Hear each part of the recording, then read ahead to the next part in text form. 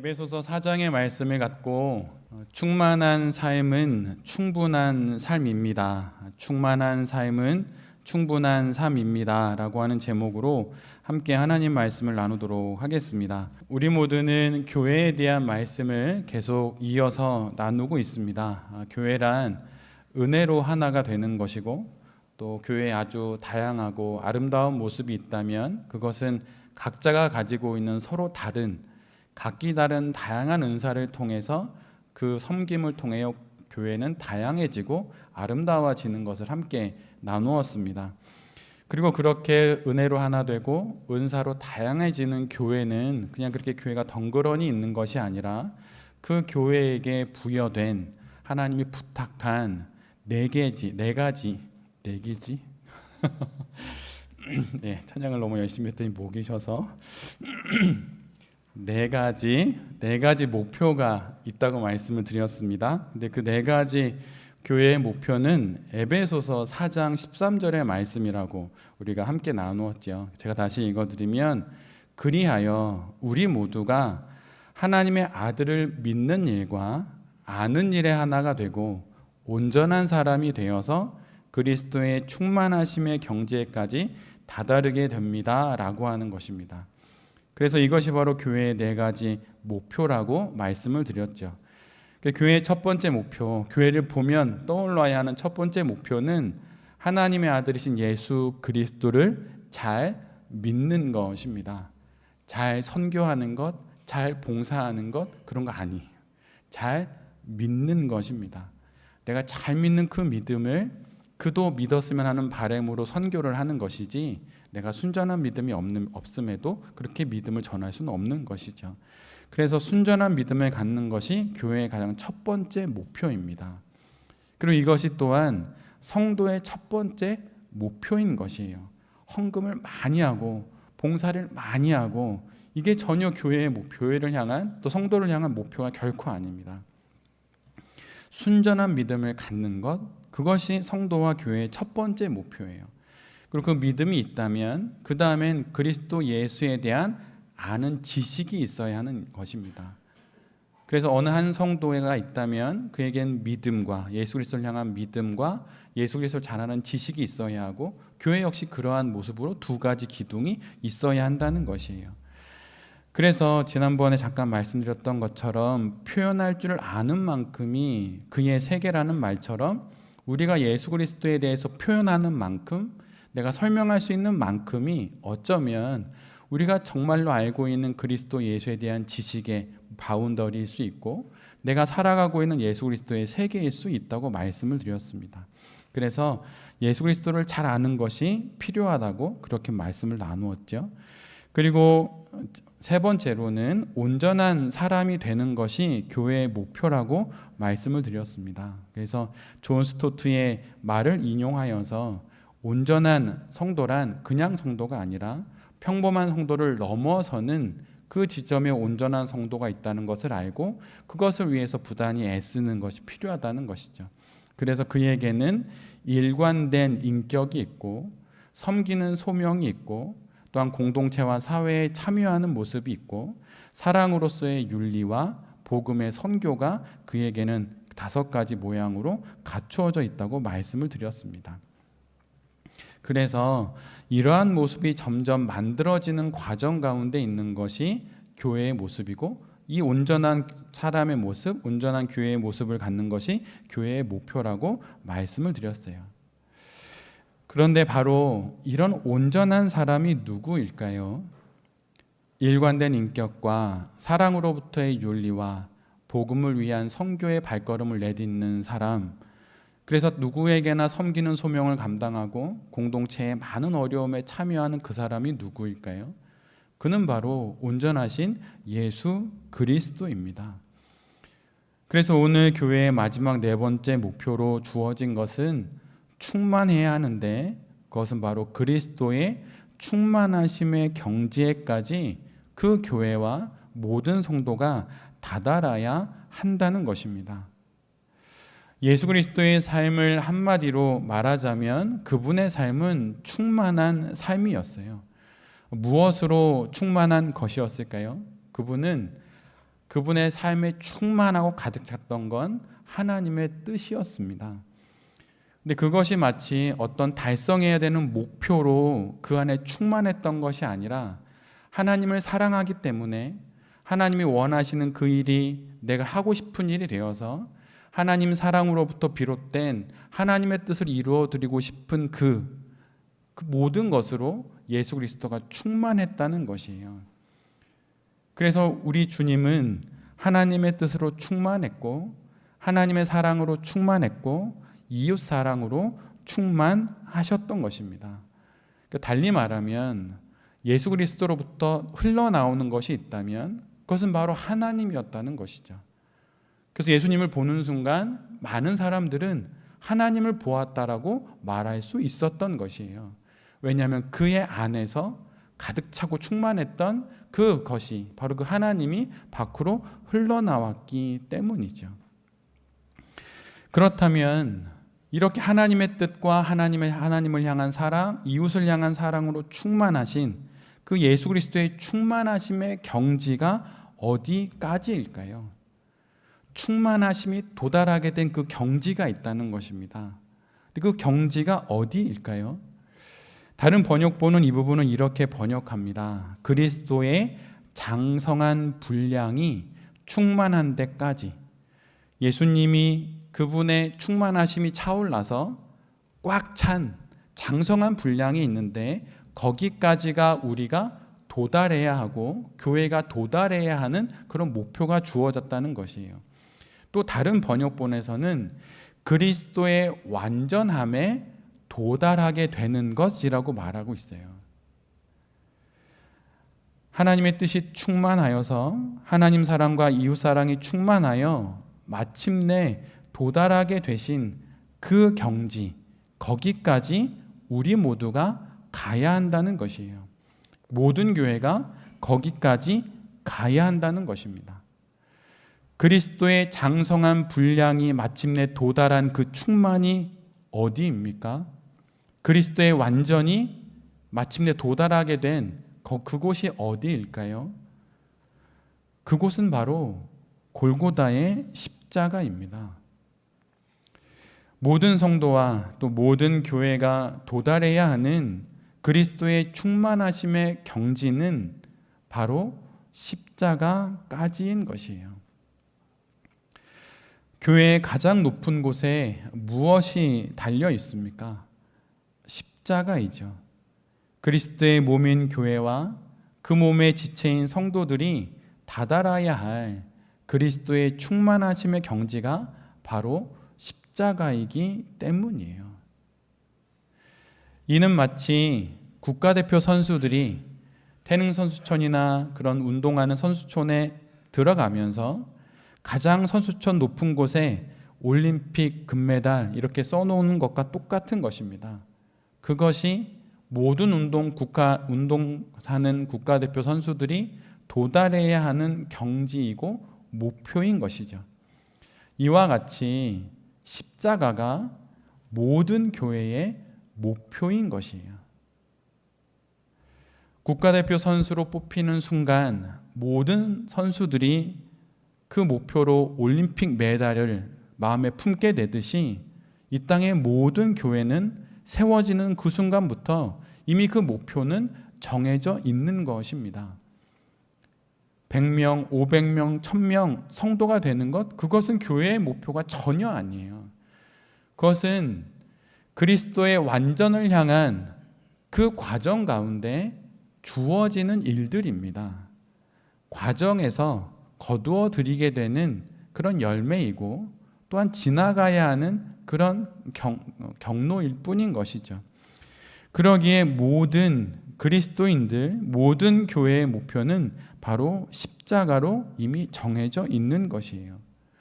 그래서 교회의 첨탑 위에 달려있는 십자가를 볼 때마다 우리 교회가 그리고 우리 각자가 도달해야 되는 목표가 바로 저 십자가, 그리스도의 충만하심의 경지, 그리스도의 장성한 분량, 그리스도의 완전함이신 그 십자가임을 기억하는 우리 모두가 되어야 하는 것입니다. 그냥 이곳이 교회라는 것을 나타내기 위해서 십자가가 교회의 가장 꼭대기에 있는 것이 아니에요.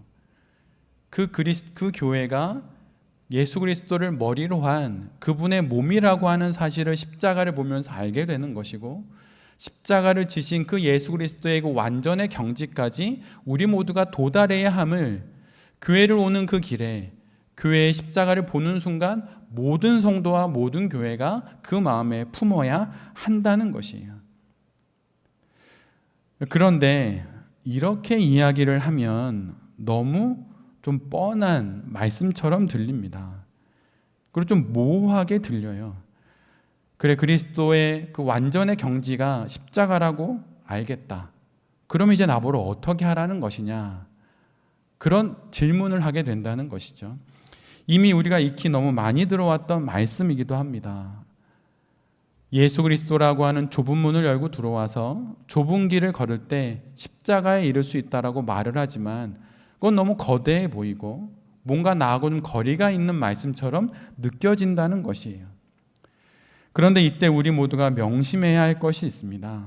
이것은 바로 우리에게 목표로 주어져 있다는 것이에요.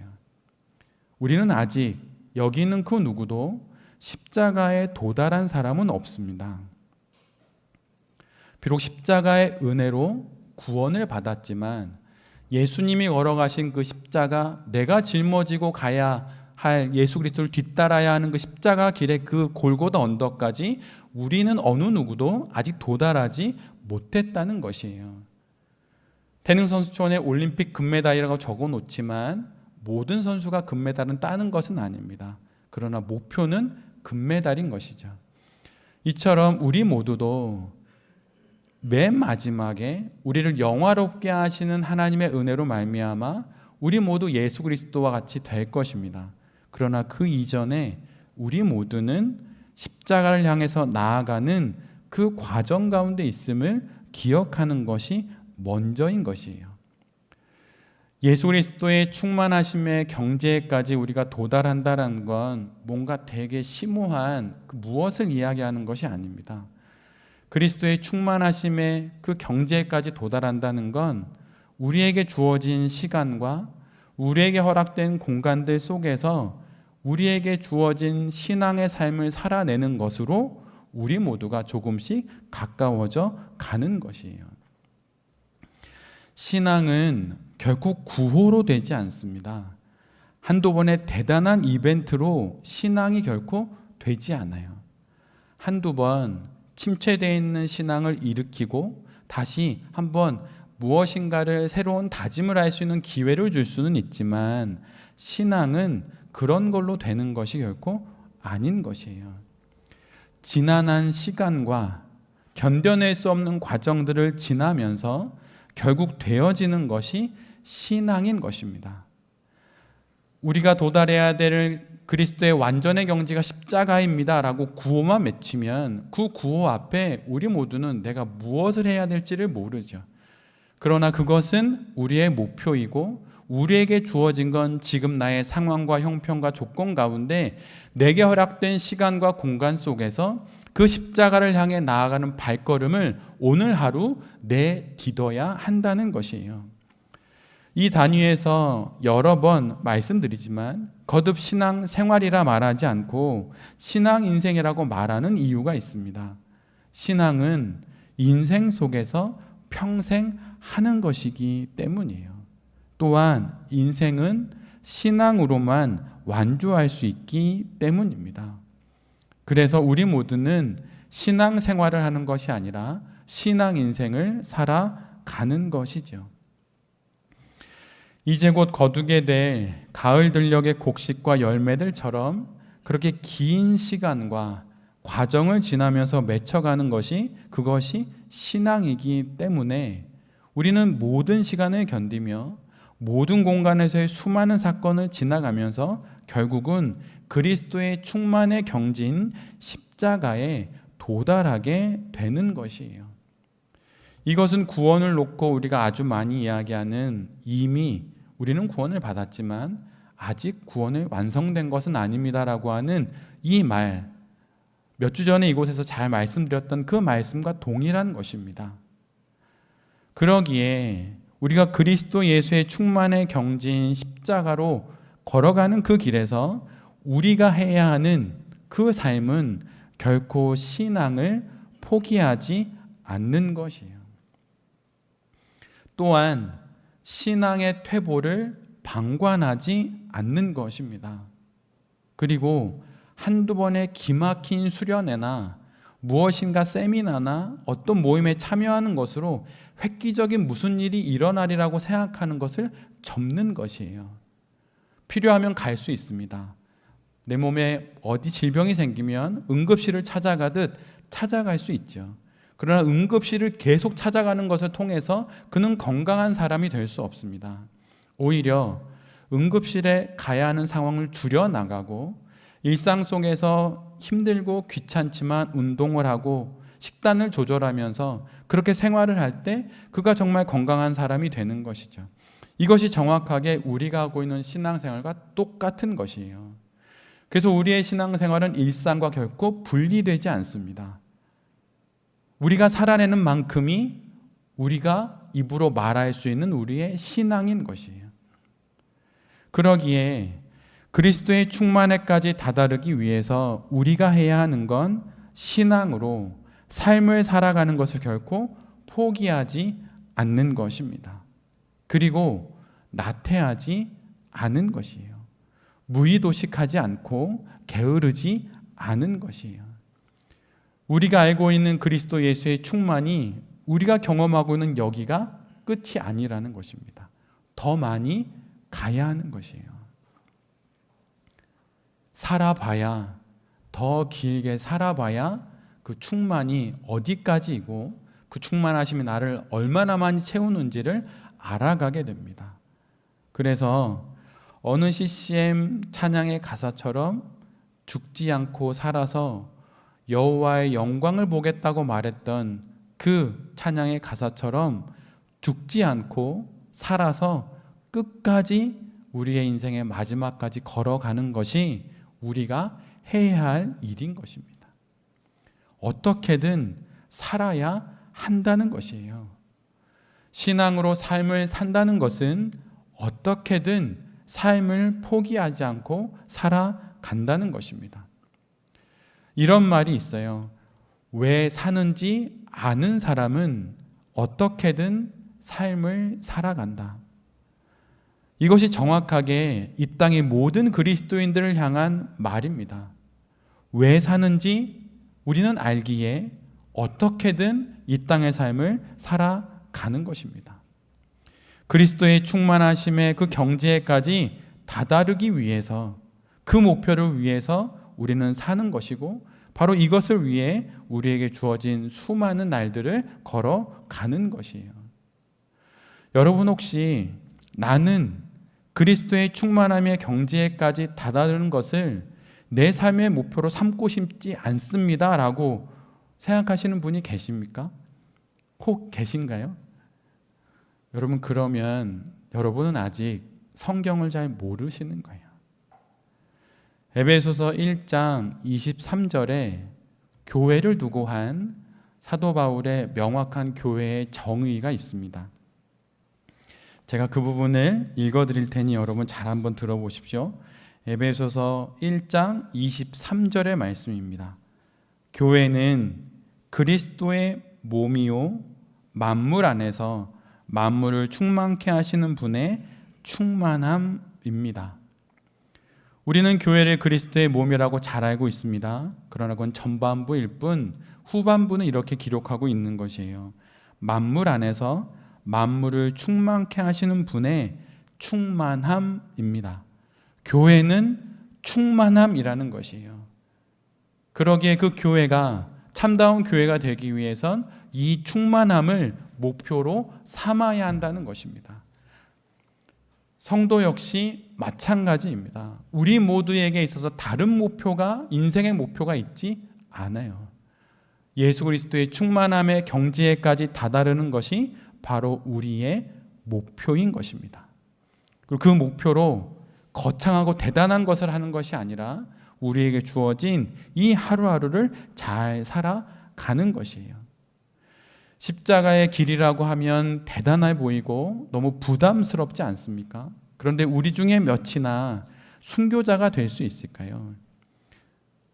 우리 중 어떤 인생이 골고다 언더의 그 십자가의 길과 같은 인생을 살아가겠습니까? 십자가의 길은 우리가 선택하는 것이 아니고 주어지는 것입니다. 세상의 말로 말하면 거의 운명처럼 주어지는 것이에요. 내가 순교하리라 이렇게 해서 순교의 자리가 내 앞에 펼쳐지는 것이 아닙니다. 어느 날 그리스도 예수의 장성한 분량까지 내가 나아가리라 생각하고 그것을 목표로 인생을 살았는데 어느 날 내 앞에 떡하니 나타난 것이 바로 순교의 자리인 것이에요. 예수님께서 겟세마네 동산에서 당신께 주어진 십자가의 길을 받을 수 없다고 바꾸어 달라고 기도하시지만 결국은 그 길을 그대로 받아들이듯이 십자가의 길은 선택이 아니라 그냥 수납하는 것입니다. 받아들이는 것이에요. 그렇게 우리 모두에게 주신 십자가의 그 길이 바로 우리의 인생인 것입니다. 지금의 삶인 것이에요. 그러게 여러분, 인생을 포기하지 말고 살아내야 합니다. 여러분, 죽고 싶어도 죽으면 안 되는 거예요. 그만, 이렇게 말하고 싶어도 그만이라고 말할 수 있는 분은 우리가 아니라 하나님이십니다. 축구 경기장의 종료 휘슬은 선수가 아무리 분다고 끝나지 않습니다. 심판이 불어야 끝나게 되는 것이죠. 그런데 세상의 경기장에서 심판이 휘슬을 부를 때 잘못 부를 때도 있고 때로는 잘못된 판정을 내릴 수도 있지만 우리 인생의 심판이신 하나님은 실수가 없으세요. 그분은 우리를 위해서 끝없는 탄식으로 우리를 위해서 기도하시고 우리를 사랑하시면서 우리를 끝까지 인도하시는 분입니다. 그러기에 실수가 없으신 우리의 심판자 되시는 그분 앞에서 우리의 생이 끝나는 날까지 우리의 인생을 잘 살아내는 것입니다. 이것이 바로 그리스도의 충만하심의 경지에까지 도달하는 교회가 되고 또한 인생이 되는 길이에요. 그러기에 지금 여러분에게 다가온 어떤 어려운 일들이 있다면 그것을 갖고 지레 겁을 먹을 필요는 없습니다. 포기하지만 않고 방관하거나 빈정대지 않고 신앙으로 끝까지 그 인생을 살아내면 결국 우리 모두가 그리스도의 충만하심의 경지에까지 반드시 다다르게 되는 것이에요. 그러기에 여러분, 죽지 말고 잘 인생을 사십시오. 그것이 충만에 이르는 유일한 길입니다. 우리에게 충만이라는 단어는 특별히 성령 충만으로 익숙하지요. 성령 충분 이렇게 말하는 건 없습니다. 성령 충만 이렇게 표현을 하지요. 그런데 성도들 중에, 그리스도인들 중에 이 성령 충만을 오해하는 경우들이 조금 있어요. 그것은 어떤 내용이냐면 한번 성령 충만하면 죽을 때까지 성령 충만하리라고 생각하는데 그런 건 없다는 것이에요. 존 스토트는 이 부분을 성령 세례와 성령 충만을 구분하여서 설명해 주었는데 여러분, 왜 나에게 신앙의 침체기가 다가오는지에 대한 그것에 대한 대답이 됩니다. 한번 잘 들어보십시오. 성경에서는 성령 세례를 이야기하고 성령 충만을 이야기합니다. 근데 성령 세례는 단 한 번 우리에게 주어지는 것입니다. 성령 세례가 여러 번 필요한 것이 아니에요. 그런데 성령 충만은 성경을 읽어보면 계속해서 성령 충만을 받아라. 만약 너가 성령 충만하지 못하면 다시 성령 충만하게 하여라 라고 하는 뉘앙스로 적혀 있다는 것이에요. 단 한 번도 성령 세례는 너가 성령 세례를 어떻게 무엇을 통해서 능동적으로 받아야 한다라고 말하지 않는데 성령 충만은 능동적으로 그것을 받아야 하고 그것을 유지해야 하는 것처럼 기록하고 있다는 것입니다.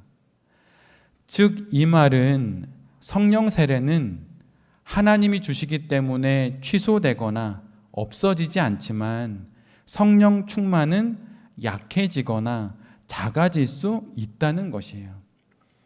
그래서 성령 충만을 위해 우리가 해야 할 일이 있다고, 그러니 이것을 명령으로 성경에서 우리에게 말하고 있는 것입니다. 만약 우리가 그리스도의 충만하심까지 다다르고 있는 과정에서 우리에게 어떤 영적인 신앙적인 생기가 떨어지고 만약 신앙적인 생기를 잃어버린 것과 같은 경우들이 만약 맞게 되었다면 그것은 이상한 일이 아니라 옳게 온 것이에요. 그러면 그때 우리는 다시 한번 성령 충만을 받기 위해 성경에서 권하고 있는 그 일들을 해야 하는 것이죠. 성령 충만을 받기 위해 성경에서 말하고 있는 것은 무엇입니까? 그것은 늘 언제나 모든 성경에서 모든 신앙서적에서 이야기해 왔듯이 그것은 기도와 말씀입니다. 그리고 예배인 것이죠. 그래서 성령 충만하기 위해서 말씀을 가까이 하고 또 기도를 가까이 하면서 다시 한번 성령 충만을 위해 애쓰고 노력하는 것이 우리 모두에게 필요하다는 것입니다. 그리고 이것을 통해서 그리스도의 충만하심의 경제까지 다다르게 된다는 것이에요. 그렇다면 왜 교회는 그리고 그리스도인들은 충만하심을 잃어버리게 되는 것일까요? 그것은 충만을 알아보려면 그들이 결핍을 느끼는 부분을 살펴보면 됩니다. 부족하여도 그것에 대한 열망과 필요가 없다면 그것은 결핍이 아닌 것이죠. 예를 들어서 마약이 우리에게 없다고 우리는 결핍을 느끼지 않습니다. 왜냐하면 마약에 대한 열망과 필요성이 우리에겐 없기 때문이에요. 그러나 마약 중독자들에게는 이는 대단한 결핍입니다. 왜냐하면 그들이 마약에 충만하기 때문이죠. 그렇다면 교회는 언제 그리스도의 충만함을 잃어버리게 되는 것입니까? 그것은 바로 그리스도의 충만하심에 대한 결핍을 느끼지 못할 때인 거예요.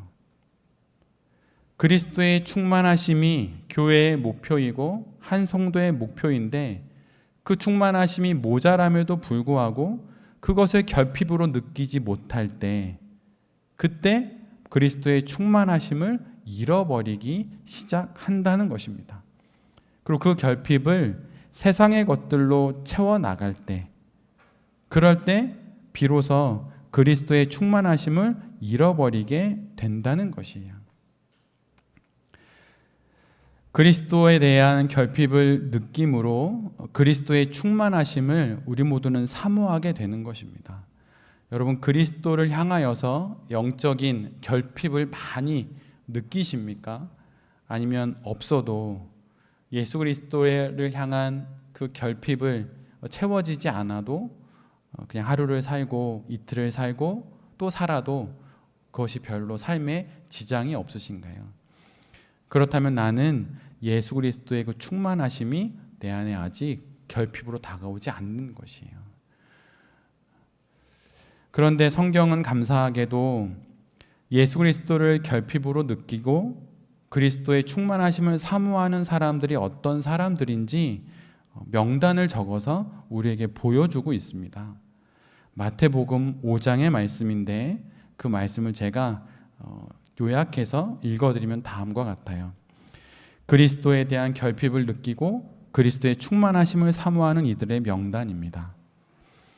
심령이 가난한 자는 천국이 저희 것이요, 애통하는 자는 복이 있으니 위로를 받을 것이미요, 온유한 자는 복이 있나니 땅을 기업으로 받을 것이며, 의에 줄이고 목마른 자는 그가 배부를 것이고, 긍휼히 여기는 자는 긍휼히 여김을 받게 되고, 마음이 청결한 자는 하나님을 볼 것입니다.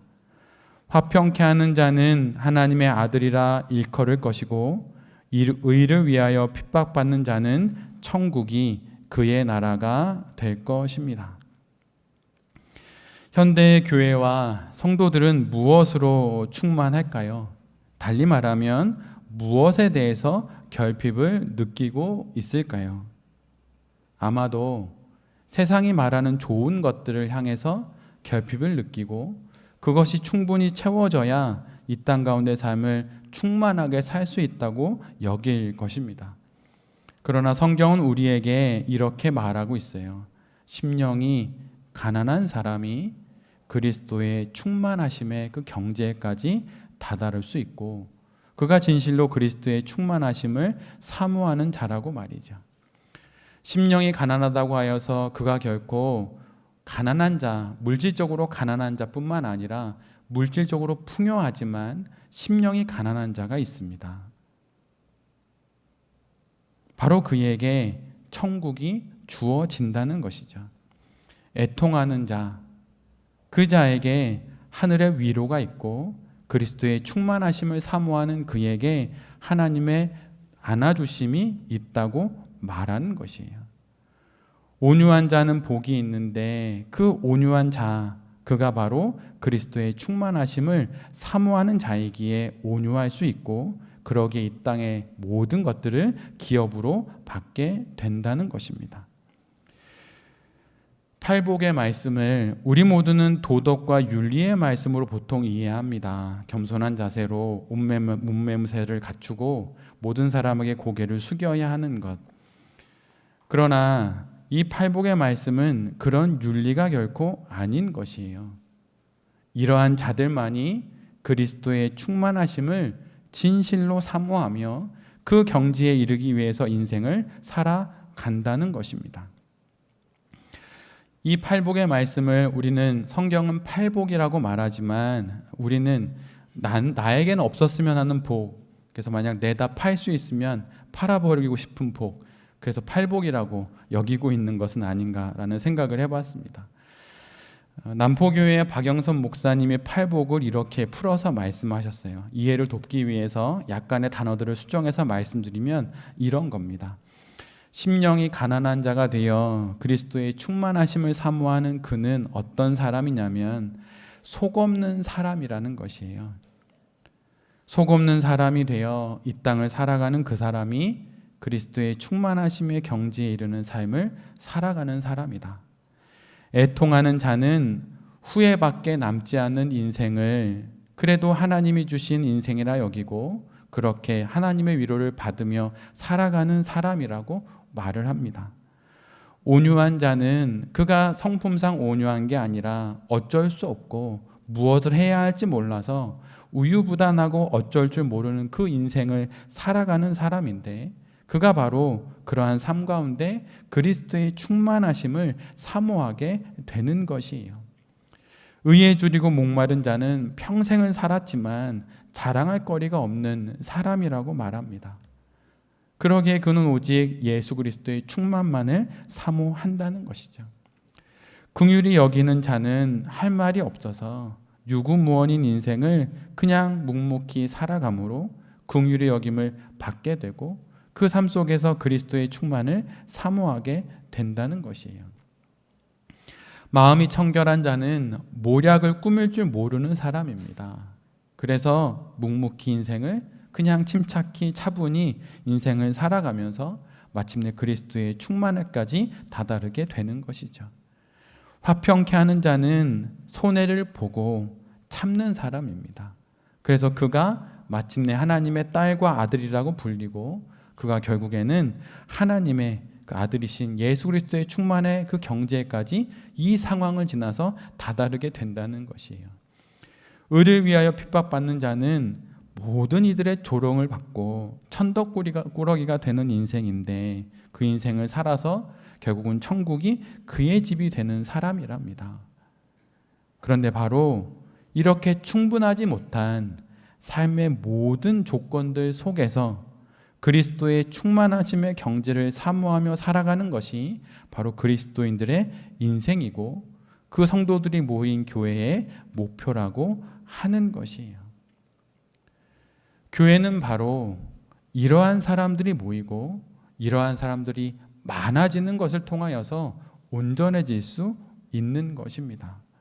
그리고 이러한 사람들이 바로 교회에 필요한 어른인 것이에요. 우리 모두는 이제는 어른이 되어야 합니다. 나이에 상관없이 청년기를 지나고 있고 중장년기를 지나고 있다면 우리 모두에게 주어진 하나님께서 주신 목표가 있는데 우리가 바로 교회의 어른이 되어야 한다는 것이에요. 어른은 내가 얼마나 괴롭고 힘든지 잘 말하지 않습니다. 그게 실은 어른인 것이에요. 물론 교회 안에서의 기도의 자리에서 중보기도를 요청하며 말할 수 있죠. 그런데 내가 손해봤다고 떠들지 않습니다. 힘들어도 견딜만 하면 꼭 참습니다. 그게 어른인 것이에요. 아이들은 아프면 이야기합니다. 손 아파, 머리 아파, 배 아파. 그건 어린이인 거죠. 그래야 할 때가 있습니다. 그러나 신앙의 연수가 깊어지면 깊어질수록 아파도 아프지 않은 척 하고 뒤에 가서 치료하고 다시 삶의 자리를 살아내는 것이 바로 어른인 것이에요.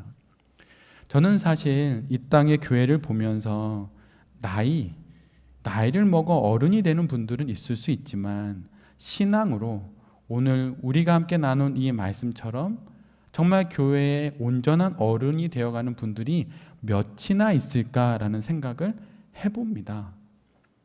심령이 가난한 것이 정말 복이라고 말하는 그 어른, 애통하는 것이 정말 복이라고 말할 수 있는 그 어른, 의에 줄이고 목마른 것이, 그래서 자랑할 거리 없는 것이 실은 복이라고 말할 수 있는 그 어른, 온유하여서 어쩔 줄 몰라서 우유부단하게 모든 상황을 그냥 받아들였더니 돌아보니 그것으로 말미암아 천국이 내 나라가 됐다고 말할 수 있는 그 어른, 마음이 청결하여서 모략을 꾸밀 줄 모르는 그 어른, 피해보고 손해보지만 화평을 위해 입 꼭 닫는 그 어른이 교회에 얼마나 있는지 질문하게 되고, 또 반대로 저는 그런 어른이 되고 있는지 스스로 질문하게 됩니다. 여러분, 목회자가 누구라고 생각하십니까? 교회의 리더인가요? 물론 그런 면이 있죠. 그러나 사실 목회자는 교회의 어른이 되어야 하는 사람입니다. 저보다 나이 많은 장로님들과 권사님들이 목회자인 저를 존대하시는 이유가 무엇일까요? 사회적으로 지위가 높으신 분들이 목회자인 저를 존대하는 이유가 무엇입니까? 그것은 딱 하나밖에 없습니다. 그것은 교회의 어른으로 여겨주시기 때문이에요. 그래서 나이 어린 전도사님에게도 님자를 붙이고 존대를 하고 목사님도 존대하는 것이에요. 신학 박사학위가 있고 영적으로 무엇인가 뛰어나고 무엇인가 더 인격적으로 나아서가 아닙니다. 20대 후반의 전도사님의 인격이 얼마나 대단하겠으며 평생을 교회 안에서 자란 목사가 뭐 얼마나 인격이 대단하겠습니까? 잘난 것이 있어서가 결코 아닌 것이에요. 하나님의 말씀을 전하는 교회의 어른이라고 여기기 때문입니다. 저는 가끔 성도들의 이런 존중과 섬김을 자신이 더 나은 존재여서 받는 것이냐 착각하는 목회자들 볼 때가 있어요. 그러면 정말 어이가 없습니다. 그리고 가까이서 그런 이들을 보면, 좀 더 강하게 말하면 그런 작자를 보면 위아래로 훑어보게 됩니다. 그리고 속으로 이렇게 이야기를 해요. 이 사람은 도대체 뭔가? 교회의 어른이 되어달라고 부탁했더니 교회의 우두머리가 되려고 하고 교회의 사장이 되려고 하는 이 사람은 도대체 뭔가? 목회자는 교회의 어른이 되어야 하는 것입니다. 그래서 실은 목회자가 어려운 면이 있어요. 나이는 어린데 어른이 되어야 하니 여간 곤욕스러운 것이 아닙니다. 그런데 그런 시간들이 전도사를, 목사를 교회의 어른으로 만들어 주는 것이죠. 그런데 어찌 목회자만 그렇겠습니까? 모든 성도들이 바로 이렇게 되어야 하는 것이에요. 자라고 성숙하여서 교회의 어른이 되어야 하는 것입니다. 이런 서양의 속담이 있습니다. 집안에 노인이 없으면 빌려서라도 모셔와라. 이 말처럼 우리 교회가 정말 좋은 교회가 되기를 모두가 꿈꾸고 소망한다면 우리 모두가 교회의 어른이 되어야 하는 것입니다. 이제는 청년의 태를 벗고 이제는 나의 이 허물을 벗고 더 원숙하고 더 온전한 교회의 어른이 되기 위해서 애쓰는 우리 모두가 되기를 간절히 바랍니다.